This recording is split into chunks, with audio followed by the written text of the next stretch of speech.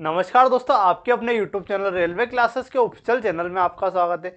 मैं दिलीप राठौर आपके लिए लेकर आया हूँ एक शानदार क्लास क्या है। ये एक ऐसी वीडियो है आपके लिए, अगर ये वीडियो पूरी आपने देख ली तो आपके मॉक टेस्ट हो या एग्ज़ाम हो, एग्ज़ाम में एंड जो एग्ज़ाम होने वाले उसमें तो आपके नंबर 100% बढ़ने वाले। अगर आपके अभी मॉक टेस्ट में कम नंबर आ रहे हैं तो अगर यह वीडियो देख ली और ये चीज़ें आपने अप्लाई कर ली तो आपका जो मॉक टेस्ट में अच्छा नंबर आने वाला, अच्छे से अच्छे नंबर आने वाले और एग्जाम क्लियर होने वाली। तो इसमें अपन क्या क्या बात करने वाले, पूरी बात करने वाले हैं। आइए कुछ बातें दिखा देता हूँ कि आप मेरी बातें क्यों सुने। सबसे पहले आपके लिए एक मोटिवेशन कोट, शिक्षा उस शेरनी का दूध है जो जितना पिएगा उतना दहाड़ेगा, डॉक्टर भीमराव अम्बेडकर। अब शुरू करते हैं। तो आप मेरी बात क्यों सुनो, उसके लिए मैं क्या 15+ एग्जाम क्रैक कर चुका हूँ और एमपी पुलिस जो है, आपकी जो एमपी पुलिस है वो 2 बार क्वालिफाई कर चुका हूँ। तो ये सभी आपके सामने प्रूफ है, ठीक है भाई साहब। तो ये देख लेना, अगर देखना चाहो तो रोक के। ये एमपी पुलिस का है आपका, ये भी एमपी पुलिस का है, ठीक है। ये एसएससी जीडी, ये एसआई, ठीक है। तो मॉक टेस्ट में बेस्ट आपका इजी और तरीका क्या होना चाहिए, आपको अगर मॉक टेस्ट में अच्छे नंबर लाने हैं तो उसके लिए आपको क्या क्या करना चाहिए। मॉक टेस्ट देने के पहले आपको क्या करना चाहिए, अटेम्प्ट स्ट्रेटेजी क्या होनी चाहिए, मॉक टेस्ट को एनालाइज आपको कैसे करना चाहिए, कितने मॉक जरूरी है आपकी एमपी पुलिस के लिए, बाकी गोल्डन रूल क्या है, शॉर्टकट फॉर्मूला, और लास्ट में आपको तुक्का मारने का तरीका भी बताने वाला हूँ, तो वो भी ज़रूर देखना।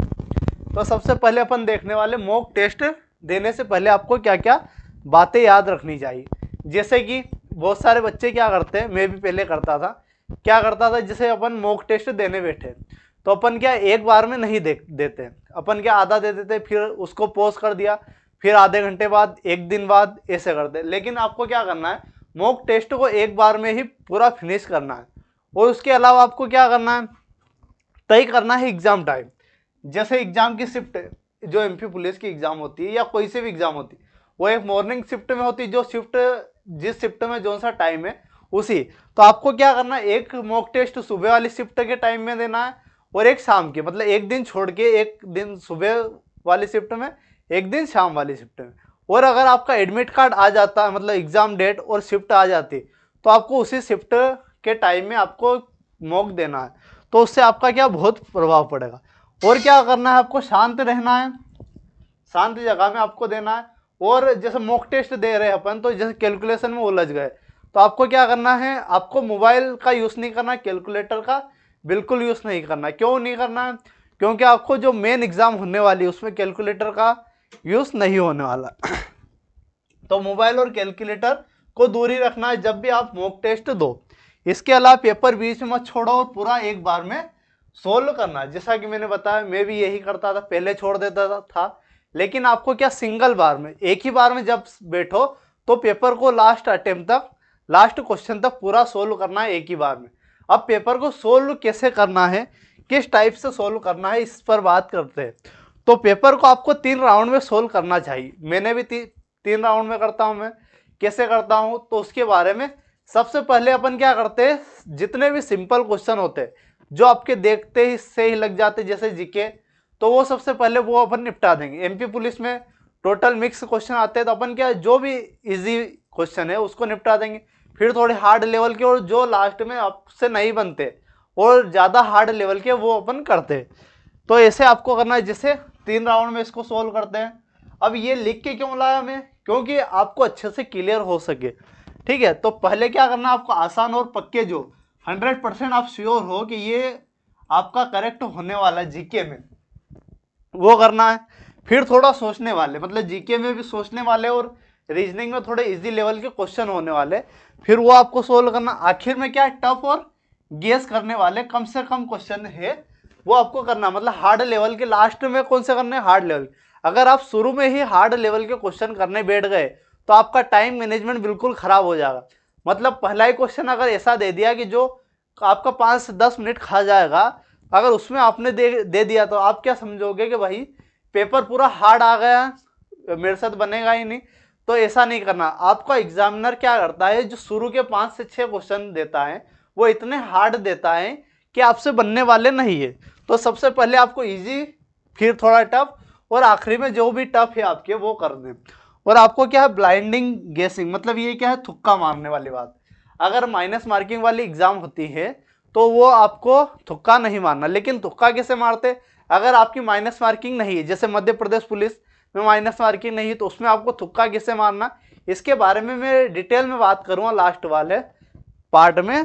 तो ये आपको अटेम्प्ट स्ट्रेटेजी, अब अटेम्प्ट कर लिया भाई साहब, अब आपको क्या करना चाहिए उस मुद्दे पर बात करते हैं। तो मॉक के बाद एनालाइज, जैसे मैं जब मॉक देता था तो अपन क्या करते थे, जैसे मॉक टेस्ट पूरा दे दिया एक बार में, उसके बाद जो मॉक पेपर होता था आपका, उसको 3 भाग में, क्वेश्चन को 3 भाग में बांटते थे। एक तो अपन ने जो करेक्ट किए, एक अनअटेम्प्ट, और एक अपन ने जो गलत किए। तो जो गलत किए सबसे पहले उन पर बात करते हैं। जो गलत किए उनको एक बार देखते हैं कि ये गलत क्यों हो गए। अगर जीके का है तो जीके का किस टॉपिक से आपका गलत हुआ है वो आप पूरा क्लियर कर देंगे। जैसे यूनेस्को से आपका क्वेश्चन आया है, यूनेस्को वर्ल्ड हेरिटेज साइट का मुख्यालय कहाँ है, अगर वो क्वेश्चन गलत हो गया तो यूनेस्को का पूरा चैप्टर अपन वही रिवीजन कर लेंगे। इसके अलावा अगर मैथ्स में कुछ क्वेश्चन आपका जैसे टाइम और वर्क का क्वेश्चन गलत हो गया तो उसके जितने भी कॉन्सेप्ट है और फॉर्मूले है वो अपन कवर कर लेंगे, ताकि अगर आने वाले भविष्य में ऐसा क्वेश्चन आपको देखने को मिले तो वो आपसे गलत नहीं हो। ये बात आपको ध्यान रखनी है। तो यही आपको करना क्या है, आपको परफॉर्मेंस पर ध्यान देना कि आपका जैसे पहला टेस्ट आपको लास्ट, आपको कल से क्या करना है, 1 तारीख से 30 तारीख तक जब भी आपका पेपर हो, डेली एक पेपर आपको करना है। और उसका पहले दिन आपने कितना किया, कितना स्कोर रहा, कितने गलत किए, कितने सही किए, सभी आपको एक बुक में लिखना है और उनको एनालाइज करना है किस टॉपिक से कौन सा क्वेश्चन आपका गलत हो रहा है। ठीक है। और वीक एरिया को सुधारना है। आपको क्या करना है, जो आपके कमजोर टॉपिक है उनको सुधारना है। जैसे आपका मान लीजिए प्रायिकता आपका नहीं बनता, तो प्रायिकता को सबसे पहले निपटा लीजिए। आपकी प्रायोरिटी क्या होनी चाहिए कि प्रायिकता को मेरे को निपटाना है। प्रायिकता क्वेश्चन नहीं बनता है तो प्रायिकता को ही सबसे पहले, अगर जैसे परसेंटेज सबसे बन जाता है तो परसेंटेज ही परसेंटेज पढ़ रहे हैं, तो ऐसा नहीं करना। जो सा टॉपिक आपसे नहीं बन रहा है उसको सबसे पहले निपटाना है। फिर क्या, मैथ्स और रीजनिंग में गलत क्वेश्चन दोबारा सोल्व करना, जैसा कि मैंने आप बता चुका हूँ। जीके के डेली और वीकली रिवीजन आपको करना है, इससे आपको बहुत मदद मिलने वाली। अब बात करते हैं अगले पॉइंट पर। अगला पॉइंट क्या है, कितने मॉक जरूरी। कम से कम आपके जो मध्य प्रदेश पुलिस के लिए 30 मॉक जरूरी। क्यों जरूरी है, क्योंकि अगर आप डेली एक मॉक टेस्ट देते हो तो आपका क्या रूटीन बन जाएगा और उससे आपको क्या होगा, एक कॉन्फिडेंस आएगा कि अपन कर सकते हैं। और उसके अलावा आपको क्या करना है, 30 तो है, हर मॉक टेस्ट के बाद कम से कम 1 घंटा एनालाइज उसको जरूर करना है। अगर आपके मान लीजिए 100 नंबर का पेपर होने वाला, अगर आपके 85 भी आ रहे हैं फिर भी आपको एनालाइज जरूर करना है। क्यों करना है, क्योंकि 15 नंबर आपके कहाँ कट रहे हैं। अगर उनको एनालाइज आपने डेली किया, 15 अगर 50 से आने के बाद भी एनालाइज आप कर रहे हो तो आपका जो मेन एग्जाम होने वाली है उसमें भी 85 प्लस आपके आने वाले। ये बेस्ट नियम होने वाला है कि आपको एनालाइज नहीं छोड़ना है। भले ही आपके 95 भी आ जाए तो 5 आपके जो क्वेश्चन गलत बन रहे हैं वो कहाँ से बन रहे हैं और क्यों बन रहे हैं, आपने पूरा सिलेबस कर लिया। तो ये चीज़ आपको ध्यान देनी है। अब क्या है, कम से कम 10 से 15 सेक्शनल मॉक टेस्ट तो आपको देने, मैथ्स रीजनिंग जीके, मतलब सेक्शनल जैसा मैंने बताया था। और उसके अलावा चैप्टर टेस्ट, जब मैंने पहली क्लास यहाँ ली थी यूट्यूब पर तो मैंने आपको बताया था कि आपको सेक्शनल टेस्ट सबसे पहले देने, पहले चैप्टर फिर सेक्शनल फिर आपको मॉक फुल मॉक देना है। अब क्या भाई साथ ही टॉपिक वाइज मतलब चैप्टर, और याद रखना कंसिस्टेंसी, मतलब कंसिस्टेंसी आपकी है और क्वांटिटी है। क्या है क्वांटिटी, मतलब ज़्यादा मॉक अगर देते हो तो आपका 100% अच्छा पैटर्न होने वाला है। अब क्या भाई साहब अगला पॉइंट देखते हैं, गोल्डन रूल क्या है, हर मॉक का स्कोर आपको लिखना है। मैंने आपको बताया कि हर जो मॉक टेस्ट है आपको पहले मॉक टेस्ट में कितने नंबर आए, अगले दिन आपने दिया उसका कितना नंबर आया, ऐसा ही आपको लिखना और उसकी एक्यूरेंसी पे और ध्यान देना है और अटेम्प्ट आपने कितने किए।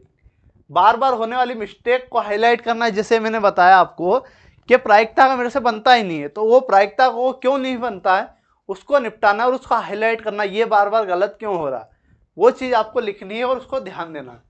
फिर स्कोर बढ़ाने के पीछे मत भागना। आपको क्या करना है, स्कोर अगर नहीं आ रहा, मान लीजिए अभी 60 है, अभी क्या आ रहा है आपका 60 आ रहा तो आप बोलोगे कि सर स्कोर ही नहीं आ रहा। तो इसमें क्या करना है, आपको पहले स्कोर पर ध्यान नहीं देना है, कम से कम आपको 15 दिन आपको क्या करना है, स्कोर पर बिल्कुल ध्यान नहीं देना, पर आपको एनालाइज जरूर करना कितने गलत हो रहे कितने सही। आपको क्या करना है कि 15 दिन आप क्या है, अगर वो 40 क्वेश्चन जो गलत हुए हैं उनको अगर अच्छे से एनालाइज किया तो आपका 16वें दिन क्या होगा, कम से कम 80, कम से कम क्या भाई साहब 80 नंबर तो कहीं नहीं गए, अगर आपने अच्छे से एनालाइज किया। जितने एनालाइज अच्छे से करोगे उतने आपके नंबर बढ़ेंगे। आपको इसी के साथ एक्यूरेंसी पर ध्यान देना है, एनालाइज करना है। अगर एक्यूरेंसी और अच्छे से एनालाइज आपने किया तो सिलेक्शन आपका 100% होने वाला है। अब एक्यूरेंसी क्या चीज़ है, एक्यूरेंसी ऐसी चीज़ है कि जैसे मान लीजिए आपको परसेंटेज याद है अच्छे से, आपको फॉर्मूला भी याद है, लेकिन आपने क्या किया उसमें गलती करे जा रहे हो, कैलकुलेशन में गलती कर रहे हो, तो आपको एक्यूरेंसी पर ध्यान देना। आपको याद होते सोते अगर आप गलत कर रहे हो तो फिर तो कोई मतलब ही नहीं। तो आपको क्या 100% एक्यूरेंसी पर तो 100% ध्यान देना चाहिए। और मैं भी जब मॉक दिया करता था तो अपन भी क्या एक्यूरेंसी पर 100% ध्यान देते थे। इसके अलावा भाई अगला पॉइंट क्या है आपका, अगला पॉइंट क्या है, अगर मॉक दोगे आप तो प्रैक्टिस करना है, फ्रेशर हैंडल हो। सबसे मेन क्या है भाई साहब, अगर मॉक देते हो आप डेली तो आपका जो फ्रेशर है एग्जाम टाइम में आप जब घबराते हो, तो अगर मॉक डेली आप दोगे एग्जाम तक तो आप घबराओगे, वो घबराओगे नहीं, ठीक है। और एनालाइज अगर किया तो बिल्कुल कोई समस्या ही नहीं, और सिलेक्शन आपका 100% होने वाला। क्या भाई साहब प्रैक्टिस फ्रेशर एनालाइज किया अगर आपने कवर कर लिया और कंसिस्टेंसी के साथ किया तो आपका 100% सिलेक्शन होने वाला है। अब अपन लास्ट मुद्दा है आपका कि सर अगर क्वेश्चन हमसे नहीं बनता तो तुक्का कैसे लगाएं। क्या भाई साहब तुक्का कैसे लगाए, तो इसका एकदम अच्छा से लाया हूं। अगर आपको ऐसा क्वेश्चन है, मान लीजिए ये इजी क्वेश्चन है लेकिन आपको समझाने के लिए बेस्ट क्वेश्चन है। क्या भाई साहब, जैसे कि भारतीय संविधान के किस भाग में नागरिकता को उल्लेख, मुझे पता नहीं कि किस भाग में नागरिकता का उल्लेख नहीं है, बिल्कुल पता नहीं, लेकिन अगर अपने को कुछ पता है कि किस भाग में किसका उल्लेख है, तो जैसे कि भाग 4 में किसका उल्लेख है, नागरिकता का तो पता नहीं हमें, लेकिन भाग 4 में किसका है भाई, डीपीएसपी का, किसका, डीपीएसपी का, तो ये तो होने वाला नहीं। अगर आप हमें भाग 4 का पता है कि डीपीएसपी का उल्लेख है तो ये भी। भाग 3 में हमें पता है कि मौलिक कर्तव्य कौन सा है, मौलिक कर्तव्य आपका भाग 3 में है, तो ये भी नहीं होने वाला। अगर भाग 4 भी आपको पता है, अगर ये भाग 4 नहीं पता तो आपके दो तो आपके ऑप्शन हट गए। अगर इन दोनों में से आप लगाते हो तो क्या होगा, आपका 50% चांस है कि आपका सही होगा। अगर आप चारों में से लगाते तो आपको 25% ही चांस बनता। अगर आपको ये भी पता है कि ये आपका मौलिक कर्तव्य से, तो ये भी कैंसिल हो जाएगा और आपका ये करेक्ट हो जाएगा और 100% आपका सही होने वाला। तो ऐसे आप तुक्का लगाएंगे, मतलब ऑप्शन को क्या हटाना सीखना है आपको। जितने आप ऑप्शन हटा सकते हो वो हटा लीजिए, तो आपका जो करेक्ट होने के चांस है वो ज़्यादा से ज़्यादा होने वाले। ये चीज़ थी और यही आपको करना है। तो ये एनालाइज और मॉक टेस्ट जो देने की बातें थी वो आपको कैसी क्या लगी, और ऐसी अगर आपको वीडियो चाहिए तो इस वीडियो को ज़्यादा से ज़्यादा शेयर और वीडियो को लाइक और चैनल को सब्सक्राइब कीजिएगा। मिलते हैं अगले वीडियो में, धन्यवाद।